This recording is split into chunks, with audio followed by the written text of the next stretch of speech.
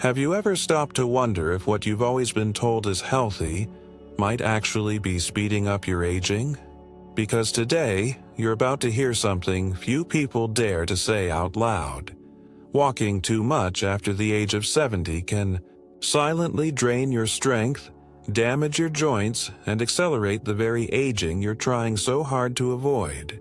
You see, most people over 70 hold on to one simple belief: that walking is the safest and most effective exercise for longevity. Just walk every day and you'll live longer, they say. But what if that's only half the truth? What if, without realizing it, you've crossed the invisible line where walking stops being your ally and starts quietly breaking you down? The truth is harsh, but undeniable. Excessive walking, especially after 70, puts a hidden strain on your body. And by the time the damage surfaces, it often comes in the form of constant joint pain, muscle loss, lingering fatigue, and the silent shrinking of your independence. Today, you're going to understand exactly why walking too much might be aging you faster, and more importantly, what you should be doing instead to protect your muscles, your joints, and your mind. I'll reveal the silent signs your body is already feeling the impact of this overload. Signs most people mistake for just getting old.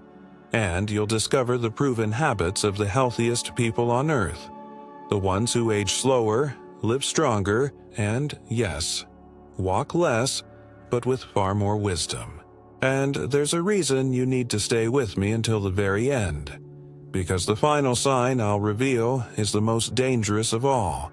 It's the one that robs older adults of their mobility and freedom, but correcting it in time can literally give you back years of strong, independent life.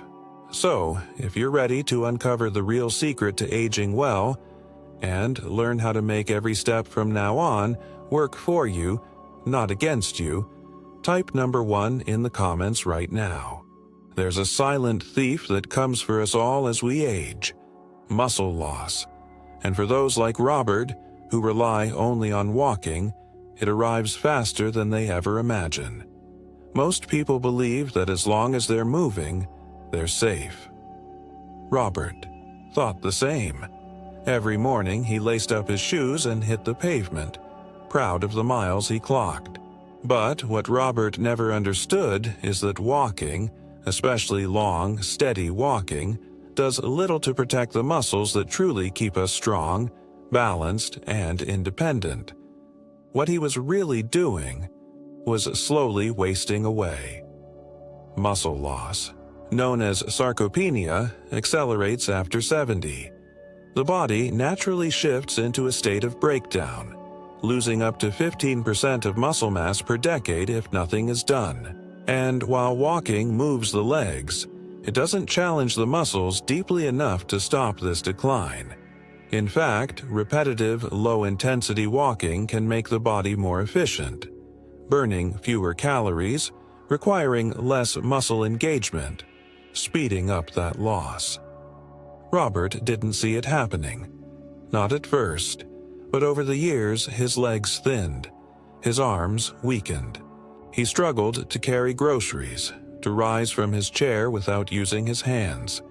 Yet he believed he was active, walking every day, proud of his discipline.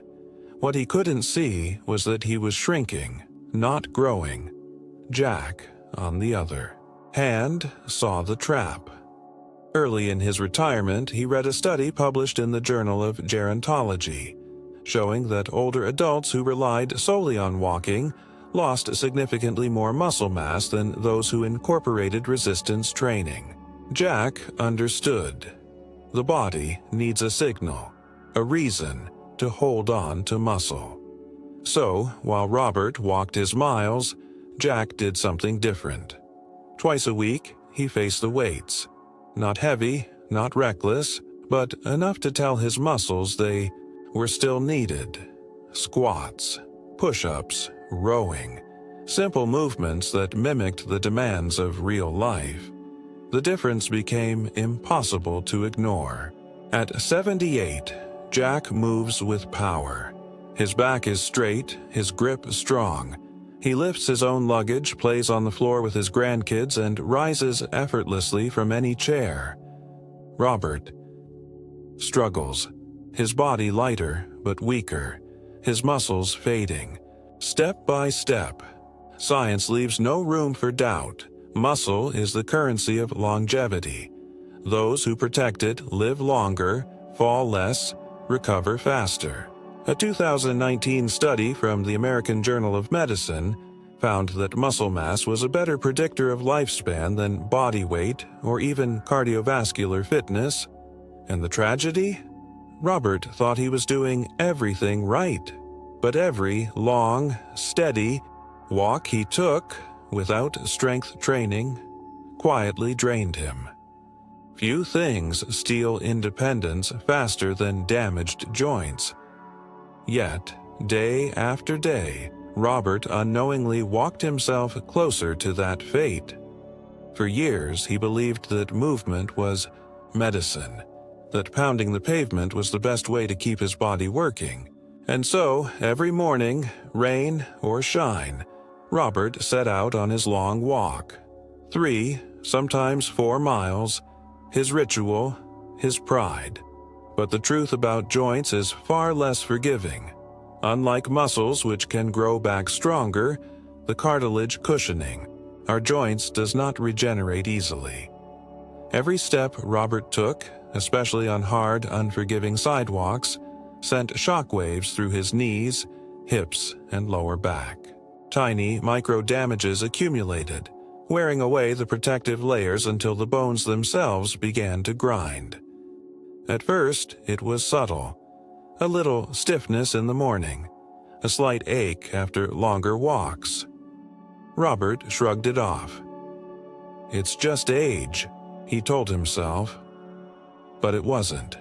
It was wear, mechanical fatigue, the same way a machine breaks down when it runs too long without care. Jack watched this from a distance, having learned a painful lesson years earlier when a friend of his, a marathon walker, ended up needing knee replacement surgery by 74. Jack understood what most people miss. The joints age differently than the heart or lungs. Repetitive impact wears them down, especially when there's no muscle mass left to absorb the shock. So Jack took another path. He still walked, but never mindlessly. Soft trails, grass, sometimes the pool. He shortened the distances and made sure every step served a purpose. More importantly, Jack focused on keeping his muscles, his body's natural shock absorbers, strong and capable. And the difference? It became painfully clear over the years. Robert's knees began to fail him, the cartilage thin, the joints inflamed, bone spurs formed. And with every painful step, his world shrank. Fewer walks, fewer outings, more time alone, sitting, hurting. Jack, meanwhile, stood tall.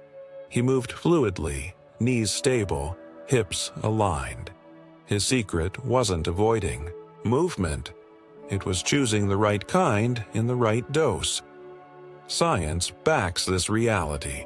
Studies from the American College of Rheumatology show that while moderate, low-impact activity protects joints, excessive repetitive motion, especially on hard surfaces, accelerates cartilage degradation and increases the risk of osteoarthritis.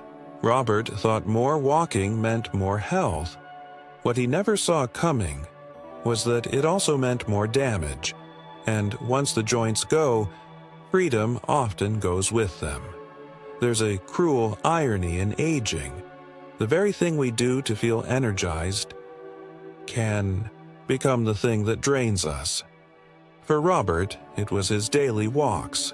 What he once believed kept his heart strong, slowly began to weaken it. For years, Robert measured his success by the miles he covered. Every step made him feel accomplished, proof that he was still fighting against age. But beneath the surface, something was shifting. Lately, after his walks, Robert felt unusually tired. Not the good kind of fatigue, the lingering, heavy exhaustion that no nap could fix. What Robert didn't realize is that the aging heart plays by different rules. After 70, the heart loses elasticity. The blood vessels stiffen. The body's ability to recover from long periods of steady-state cardio, like his daily 4-mile walks, diminishes. The problem wasn't just his heart rate. It was the slow, creeping fatigue that came from asking an older heart to perform like a younger one, day after day, without rest, without balance. Jack understood this. He'd read studies from the Journal of the American Heart Association showing that while moderate exercise extends life, excessive endurance work in older adults can backfire. Prolonged, repetitive cardio increases cortisol, the stress hormone, leading to muscle breakdown, fatigue, and even heart strain. Jack knew energy is the true currency of longevity, not just movement, but the ability to recover, to feel alive after exercise, not drained by it. So, while Robert wore himself out chasing steps, Jack did something wiser. He broke his activities into shorter, purposeful sessions. He mixed walking with resistance training, breathing exercises, and restorative movements. He never pushed until exhaustion. Instead, he moved until his body felt more capable, not less. The difference became clear. Robert started skipping family outings, too tired after his walks. His world shrank. He thought it was age, but it was the fatigue of a heart asked to do too much, too often. Jack, on the other hand, had reserves. He walked when it served him, not out of obligation. He had energy left to laugh, to socialize, to live fully, while Robert's days ended with him collapsed in his chair, wondering where his strength had gone. Science is clear. Longevity is not about burning through your energy reserves every day. It's about preserving your capacity to move, think, and engage with the world around you. There's a hidden danger in walking too much, one that steals not just strength but speed, balance, and the very reflexes that keep us safe. Robert never saw it coming. As the years passed, Robert noticed something unsettling. He was still walking his miles, but his body felt slower. Crossing the street became a gamble. His feet dragged just enough to trip on curbs. Once he nearly fell when a cyclist cut across his path, his body unable to react in time. What Robert didn't understand was that his daily walking, steady, slow, repetitive, was quietly robbing him of his fast-twitch muscle fibers. These are the powerful, quick-reacting fibers responsible for explosive movements, like catching yourself mid-fall or stepping aside when danger strikes. And after 70, the body naturally loses them, unless we fight back. But walking doesn't fight back. It feeds the slow-twitch system, endurance, stamina, while the fast-twitch fibers shrink from disuse. Jack, of course, knew this. He'd come across a groundbreaking study from the European Journal of Applied Physiology showing that after age 65, loss of fast-twitch muscle accelerates dramatically, increasing fall risk. Worse, those who focused solely on endurance activities, like walking, lost this capacity even faster. Jack understood that falls don't happen because we're weak. They happen because we're slow. The body stops reacting in time. And when a fall comes past 70, it's not just a bruise, it's a broken hip, a hospital stay, the start of the end. So Jack trained differently. Twice a week he added movements that startled his muscles. Quick steps, light jumps, agility. Drills. Nothing reckless, but enough to remind his body that speed was still required. He practiced balance, reaction, and coordination. And the result? Jack moved like a man years younger. Sharp, responsive, aware of his surroundings.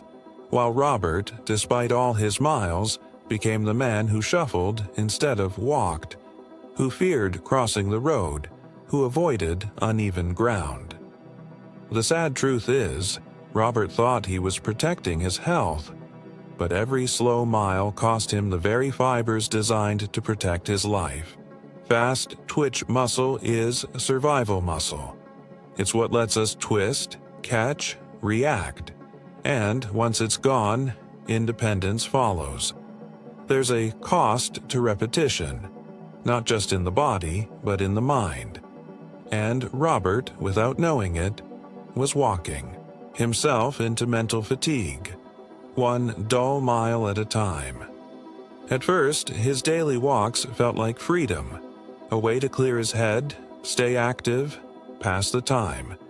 But over the years, something changed. The same streets, the same trees, the same path, day after day. It became a loop, not just outside, but inside his mind. What Robert didn't understand was that the human brain, especially past 70, craves novelty. It needs stimulation, variation, challenge, not just for entertainment, but for survival. Repetition without thought leads to a quiet erosion of cognitive sharpness. Studies from the Journal of Aging and Physical Activity reveal a harsh truth. Repetitive, low-engagement activities, like steady walking, may offer little protection against cognitive decline. The brain stops paying attention when the route is known, when the body is on autopilot. Neural pathways weaken, reaction slows, focus fades. And that's what Robert felt. His mind dulled, thoughts looped. He forgot why he walked in the first place. And by the time he got home, he was drained. Not physically, but mentally. More tired, more isolated in his own head. Jack, however, took a different path. He knew movement wasn't enough. It had to engage his mind. So Jack varied his routines. Some days he walked new routes. Other days he practiced balance drills, Tai Chi, or even simple coordination exercises, forcing his brain to stay alert, to learn, to adapt. He understood what neurologists now confirm, that varied, mindful movement strengthens the brain's neural networks, improving memory, reaction, and mental energy. This is why Jack stayed sharp, witty, engaged, while Robert slipped little by little into monotony. The irony was cruel. Robert walked every day trying to stay young. Yet his walks became the very ritual that aged his mind faster. Mental fatigue is subtle, but deadly. It steals joy, curiosity, and the will to try new things, all vital for true longevity. Sometimes what looks like activity is really isolation in disguise. Robert learned this too late. What he thought was a healthy habit became a silent wall between him and the world. Every morning, Robert walked alone. He told himself it was his time, his ritual. And to anyone watching, he looked like a man taking charge of his health. But slowly, those walks became his only social interaction, and even that was distant. No conversations, no eye contact. Just him, the pavement, and his thoughts. It felt like discipline. It felt like purpose. But what Robert didn't see was the slow erosion of something far more dangerous than muscle or bone: his connection to others. Social isolation is one of the most underestimated risks of aging.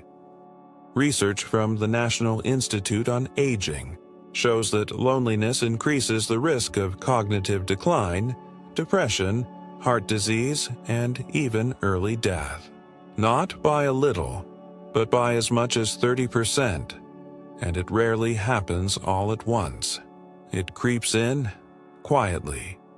Robert's walks, once empowering, became his excuse. "I already did something today," he'd tell himself. No need to call a friend, no need to visit the community center, no need to sit down for coffee with his daughter. The miles felt like enough, but they weren't.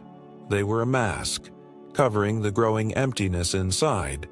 Jack saw it happen, not to himself, but to the men in his circle who kept busy but stopped connecting. He read the studies, but more than that, he felt the truth in his gut. Humans don't survive alone, especially not past 70. So Jack rewrote his approach.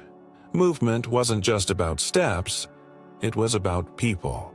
He joined a small strength class, shared walks with neighbors, met his grandson at the park for light games. Every session was a thread, weaving him deeper into the fabric of his family, his community, his purpose, and that made all the difference. Jack stayed vibrant, emotionally full. Robert, meanwhile, grew quieter, more distant. Until one day his walks stopped altogether, not because his legs failed, but because his heart did. Loneliness is a slow killer, and it hides where we least expect it, even in the habits we call healthy. If this made you see your own routines differently, and reminded you of someone who might be walking themselves into isolation, comment number 7 below.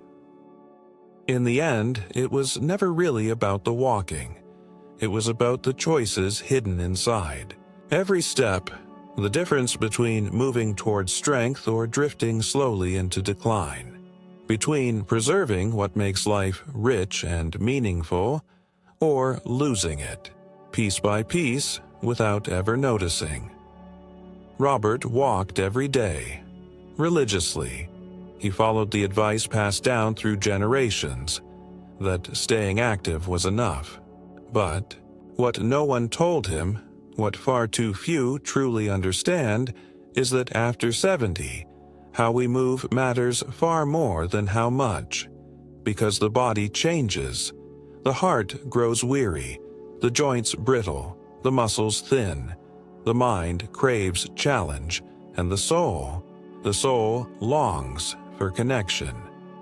Jack chose differently, not because he was stronger or luckier, but because he dared to question the easy path. He understood that longevity isn't earned through mindless miles. It's built, carefully, through balance, strength, purpose, and the courage to change course when the old ways stop working. And that is the choice now laid before you. The truth is, you can't walk your way out of aging, but you can walk, wisely, purposefully, into the years still ahead of you. You can protect your muscles, your joints, your mind, and your heart. You can build a life where every movement adds life instead of silently taking it away. It begins the moment you stop measuring health by the steps on a screen and start asking yourself what those steps are really doing for you. Because in the end, what keeps you alive, truly alive, isn't just movement. It's strength, it's resilience, it's the will to engage, to connect, to grow, even when the world expects you to shrink, and you still have time to choose, like Jack. Time to stop walking toward decline and start moving toward vitality. If this message resonated with you, if it made you see your own path in a new light, I invite you to comment number 8 below. Let me know you're here, that you're ready to make every step from now on count. And if you found value in this, don't forget to like, subscribe, and turn on notifications, because what comes next may just change the way you age. Forever.